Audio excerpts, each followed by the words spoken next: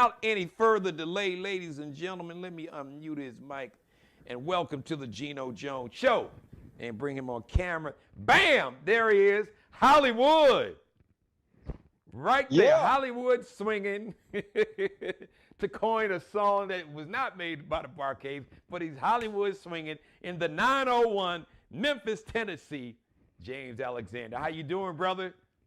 I'm doing great, Gino. What's going on with you? I'm proud to be on the Geno Jones Show. How Hey, about that? well, listen, man, you're always looking like $10 billion, but I love the shades game, so you're gonna have to turn me on to your eyewear dude or woman, whoever it is, because I like them shades. I like that eyewear, man. Okay, So I listen, got let me congratulations, Choosy Lover. I absolutely love it. I play it on my radio show. I see it's doing great all around the country. Produced by my man, speaking of legends and icon, Jazzy Faye, who, by the way, of course, you know, uh, who's very near and dear to your heart, who you know very well. You can explain you. to everybody. I kind of know that dude a Yeah, little you bit. kind How of, you about got. that? I think, Yeah, I kind of sort of know kind him of a little sort of bit. know him, in a Yeah. special kind of way. I got a feeling you may know him better than most folks, but I'll let you tell that story. So let's talk about Choosy Lover, man. What was the inspiration behind it, and what it's like for those who don't know Jazzy Faye, the iconic, legendary producer. That's James's son. So, and you got to be proud as a dad, but just as two creative people, what's the story behind the song Choosy Lover? Well, like you were saying, man, two creative people. Sometimes we bump heads. Believe it or not, we do. I mean, people like to, when they, do interviews and stuff like that, they want everything to be all rosy and soft and all of that stuff like that. But we do bump heads sometimes. Like on this particular song, what happened? Uh, I was talking to him. Actually, I was with JD. Uh, I was with John Tay Austin. I was with several of the hot producers and writers in Atlanta. And I was talking about, I said, first of all, I told him, I said, you know what? Y'all around here producing all, 112 and this person, Anthony Hamilton, this person, Right. Usher, and all of these people. I said, y'all ain't gonna be nothing until y'all bring a old school dude like me back from the dead. Mm. And then I left. They was trying to respond to it, but I wouldn't let them respond. But the situation went a little further. I told my son, I said, I need you to come up with a song for your dad. I mean, now enough is enough. You know, you're out here riding around in a Bentley. I'm catching the bus. You know, I'm thumbing. I'm trying to get a ride. I'm trying to get a ride. Uber won't even pick me up. So I'm trying to. I need some wheels. But anyway, so the first thing he did, he went to his computer and he started typing up stuff. I said, well, look, close your computer, dude. You know what? You're gonna have to tailor make a song for the arcades. So he got real quiet, and then he said, okay. But it didn't really stop or start there. Uh, but a few days later, I get this call around 3 a.m. in the morning. Dad, wake up! I know you sleep. I said I wasn't asleep. I was, he said, wake up! I got something for you. Then he sent me this song, and he sent me the way he sent the song. He sent the song. The music was playing, and he had this big head on the text that he sent me, and he had the whole song going, and he's just bopping and weaving. And then he said, "What do you think?" I said, "Sounds pretty good." He said, "Well, when can you get to Atlanta?" I said, "Tomorrow." I love it. So so we went. Me, Chris J got on a plane. We went down to Atlanta, and actually about 4 hours later, we had the song finished. This Wow. was like, believe it or not, a year and a half, 2 years ago. But Really? we, Wow. yeah, we just decided to put the song out. The song sit on the shelf. Well, actually, COVID happened. Yeah. COVID just Like you said 2 years ago, yeah, uh, that's what happened. Yeah. stopped a lot of stuff. But we finally got our act together. We said, look, we're gonna put this thing out. We had some good distribution. Our dear friends here in Memphis, Tennessee, Connect Music. I had a good team together. My team, I got to give, before I go get too far into this thing, I want to shout out to my team, Miss Renisha Mays, Mr. Terrence Lester. So they keep me all pumped up. I'm here today because of them, because otherwise I would have probably missed it all. Well, But I'm shout here. out. Let me thank them personally on camera. Thank you all. You said, what's the names again? Renisha Mays and Terrence Lester. Renisha and Terrence, I owe y'all, okay? Next time I'm in the 901, we'll go to dinner or something, because I appreciate y'all making sure Yeah. my man was here with me. Yeah, I'm here with you, dude. So we're going to kick it. So, all right, so let's go back to the song. So now Jazzy did the beats. So did he write the lyrics? Did you all co-write in terms of the lyrics? How did that work out? No, look, we didn't have anything to do with the writing. It was Jazzy and his team. Okay. He had a bunch of people in there, and a dude by the name of Felly. I mean, who's an up and coming writer. Well, actually, a real known writer. He's writing for some of everybody right now. But they just they made it happen, you know, and they had all when we got to Atlanta, everything was all laid out. All we had to do was just duplicate what they already did. And like I said, it only took us about 4 hours, and we were finished. We was back on the plane. I think the same day. Came back to Memphis. So when are we gonna see the video? I'd love to see the video. I'd love to see the plot of the treatment, because I can imagine the video for this song titled "Choosy Lover." Oh, I'm sure that could be real special in a whole lot of different ways.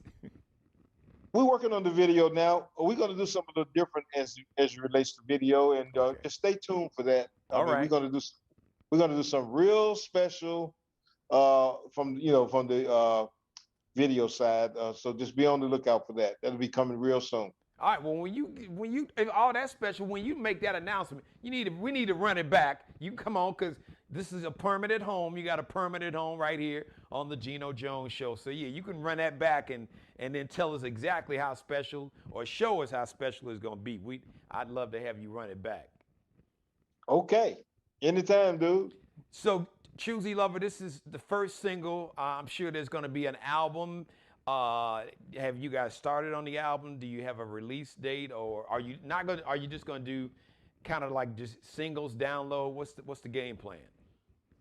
We're gonna do singles. You know, uh, as it really goes, the market will dictate to us when we need an album. Okay. We don't have a working title or anything like that, but we're going to keep putting records out until the market says, "Hey, it's time for you to do an album," and then that's when we'll do an album. So it's got to be how we just because I'm a parent, so I just want it from a parent, so for all the dads and the moms out there. But I'm a now. I have two daughters. I don't have a son. Your son, you work with him. You guys have worked together. How, as a dad, it's got to be really, really just the feeling of pride. But like you said, because you all are both creative, that you all butt heads, then I'm sure you invoke the executive. All right, I took care of your little ass when you couldn't take care of yourself, so damn it, I'm gonna need you to do this. No, I'm gonna tell you. I'm gonna tell you. Here's what happens. Here's what happens on the father-son thing. You know, the thing that always happens is, I've heard this happen with some other, father-son situations, but the whole deal is, hey, I'm going to work with my dad. Is he really going to do what I tell him to do? If, in this case, you're working with the Barcades. These guys are OGs. So are they really going to listen to me and do as I say? Okay. I said, but of course, we're going to do as you say, because guess what? We want a hit record. We want a hit record. So we're going to do as you say, because, hey, let's be real. Probably some of the ideas that we would probably come up with. I'm not saying that we won't come up with some good ideas here and there, but most of those ideas are old. That's smart. As a matter of fact, Yeah. let me piggyback on that, because Now you were joking around and say that bring the Barcades back from the dead, but the truth is, man, listen, you guys have never been dead. You've always toured. I mean, your music is from way back in the late '60s. I mean, just everything that the band you really have seen. I mean, you guys played for Otis Redding, the tragic plane crash that many people know about, where four of the original members passed. Thank God that you survived, you and another band. You guys put a whole new band together. You got Larry Dotson, my man Larry D, on the lead vocals. You all had some of the, as a matter of fact, so I did a little homework, J.A., at least, so Barcade's music has been sampled at least over 400 times. Yeah, it's been sampled quite a bit. You know, I love my mailman. So that means, well, yeah. Listen. It ain't bad for the bank account. I'm not mad at you, but Yeah, at the same it's all time, good. it means that you guys are doing something relevant, man. And because listen, I'm gonna be honest. I always talk about the '70s is the greatest era of music, and when people say why, I say the '70s to me, the only era to where basically 20 years later, started probably in the late '80s, but really in the '90s, all these hits. You think of everybody from Biggie and Diddy and listen, Dr. Dre. You wouldn't even have G Funk without P Funk. So all the music I think of M2 made, all the Barcades, James Brown, George Clinton. So 20 years later, the music from one era was recycled in a creative way, and it's made hits for an entire new generation. So you are part of that movement and that creativity and that sound. So what would you attribute outside of being smart, like you said, and listening and like, hey, I want a hit. Let me listen to. He ain't just my son. He got a lot of hits on the radio. So help your dad out. So what would you attribute your key to longevity? Well, first of all, number one, I don't really take myself, that serious. You know what I mean? I still, I just take I would like to say, I got a, I got a cartoon man. You know, I just, you have to think young.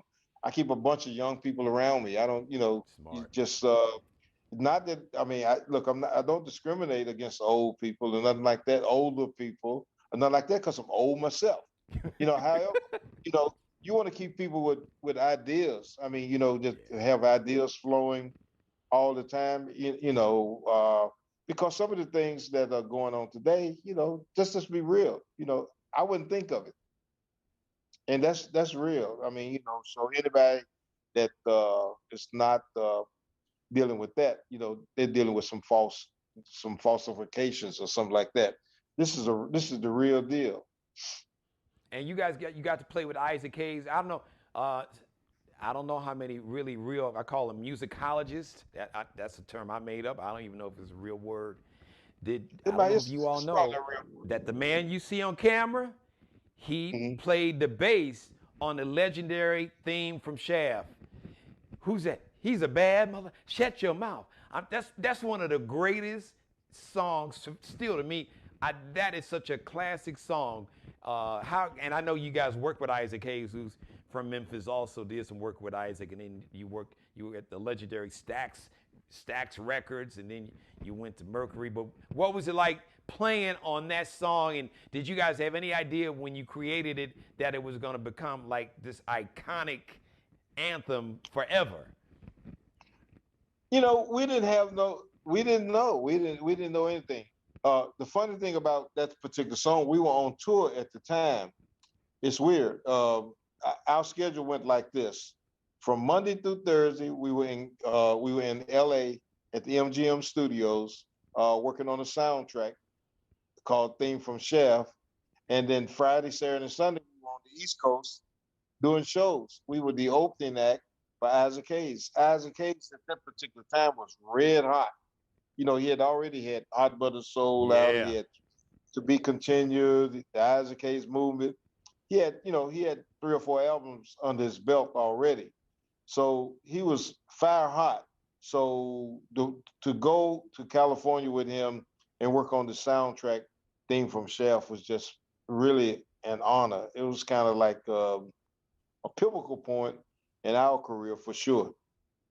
Well, listen, James is being honest, y'all, but I'm gonna tell you, if you want to see like iconic, legendary live performances, you got to check these. And if you on YouTube, if you check out some of that stuff from like the 70s and the 80s, man, look, just don't take my word for it. Y'all need to see this for yourself. So like maybe if you like under 40, under 35, then you might have missed it. Shame on you. But the good thing is they got it. They got it on videotape and film. So I'm sure it's on YouTube somewhere. So just Google the Barcades live performances, and you will absolutely be in for a treat.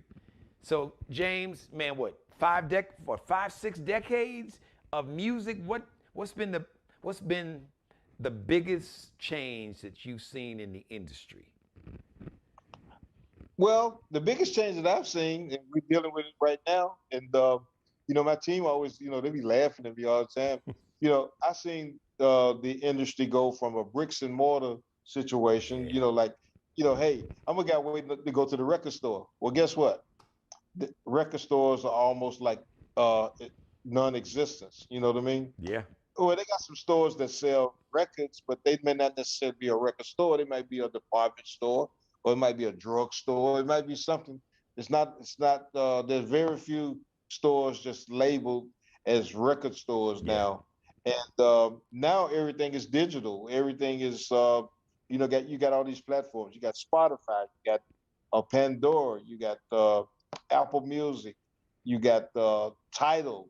You got all of these different platforms. So that's the whole different things. I'll tell you a funny story. I was talking to this lady the other day, and she was probably in her late 40s. And I said, "Do you still listen to music now?" She said, "Yeah." And I said, "Well, what are some of your favorite artists?" Then she said, uh, Kim. She said, I like Charlie Wilson. And then she said, I like the Barcades too. She probably was saying that just because I was, standing there. I like the Barcades. I said, well, how do you get your music? Well, I'm waiting on my granddaughter to come over here and download it because I don't know how to do that. I don't know how to do that one. I don't know how to put the music on the phone. I don't know how to put the app on the phone so I can get the music. I said, don't feel like the Lone Ranger. I had to get my team to put music on my phone as well. So, I couldn't laugh at it too much because I'm in the same boat. But James, you know what's crazy about that? So my baby girl is 20. So like she's part of that whole generation Zillennials. Dude, they like vinyl. She likes to buy vinyl. She'll still download stuff, but she likes. I had to buy her. This was probably about I don't know 4 or 5 years ago. She wanted like a record player, like for real, a record player like back in the day, and vinyl. I bought it for Christmas. I would get her albums. So it's just amazing how, you know, you've got kids in their 20s that's in the vinyl, but they've still been doing the downloads, and folks in their 50s and 60s is trying to figure out, or 70s trying to figure out how to do their downloads. Right. Well, it's hey, that's the way it's going now. That's the way it's going. And like, the violence situation, but the one thing about it, I'm seeing that more and more projects are becoming available on vinyl these days. At first, it was just, a project here and there, but everybody now is where they put their projects out there doing a vinyl run as well. I told because you got these 20-year-olds all of a sudden they want to buy they want vinyl. They buying the album. Boy, I sure wish I could find my record collection. That's a whole nother. Somebody down in Memphis got my record collection. That's the story I'll tell you off camera. Yeah. Okay. Yeah. All right. Oh wait, actually, no. Somebody in Chicago got my album collection. Somebody in Memphis got my CD collection. But those are two stories I'll save you for another day. All right, Okay. listen. Before I lose your live shot, I got about 2 minutes. Let's talk about your tour. I know you guys are going on tour, so give us some dates or give us a time when you guys are going to go on tour, and make sure you give everybody your social media platforms. Let everybody know where they can follow you on from TikTok, Facebook, Instagram, Twitter, and the whole nine. The Barcades, the barcadesmusic.com on Facebook, Instagram, TikTok. I don't know if we're on TikTok or not. We are on TikTok. Yeah, it's Barcades Music. You can follow us, Facebook, all of that. You can follow the Barcades. What about tour? You guys going on tour anytime soon? Hey, we doing shows all the time. In fact, our next show is coming up this Friday. We're going to be in Memphis, Tennessee, your former place of business. We're going to be in Memphis, Tennessee. We're doing the Southern Heritage Classic. You know, the big football game. Oh yeah, it's that time of year, right? Yeah, between Jackson State and Tennessee State. That's going to be. So where are you guys performing at? Where's the show? And let everybody know. Can they go to the barcades.com and get tickets? No, they can go to Ticketmaster and get tickets. They can go to barcades.com and get tickets as well. Okay. Ticketmaster, get tickets Friday night, September the 9th. It's going to be the Barcades, starring the Barcades, that is. It's going to be Confunction, Lakeside, and the SOS Band. And that's going to be funky. Host is going to be Jay Lamont. Wham, that's going to be. And Thursday night, if you're in town, at the Orpheum Theater, they got the OJs. They're going to be Thursday night, September the 8th. The Barcade is going to be September the 9th. Saturday, you're going to have the big tailgate party, the parade. And then, of course, in the afternoon, evening, they're going to have the game between Tennessee State and Jackson State. And, that's always a battle because both of them got good bands. For the halftime show, you're going to see Tennessee State Band and the Jackson State Band. That's going to be off the chain, dude. Yes. And shout out to Tennessee State, Eddie George. I love these brothers coming back to these HBCUs coaching. Shout out to Jackson State, my man, prime time. Coach Sanders doing great. Jackson State, they beat the brakes off, was it FAMU over the weekend? But in a serious note, shout out to the brothers and sisters in Jackson, Mississippi. Let's do everything you can to support the brothers and sisters.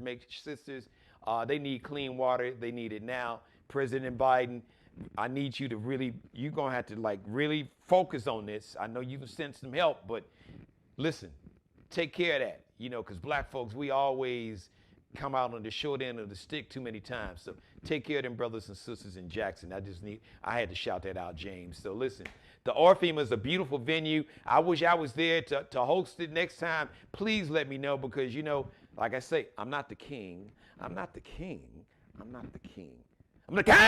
MCs. So I'll let your boy. Okay. All right. James Alexander, the man, the Barcades, this weekend performing live, part of the Southern Heritage Classic in Memphis at the Orpheum. That is such a beautiful venue. That's gonna be so funky. You're gonna have to take a bath as soon as you leave that joint because it's gonna be funky. Hey, but look, let's clear this up right now. We're not gonna be at the Orpheum. Oh, where you all gonna be? We're gonna be at the Landis Center.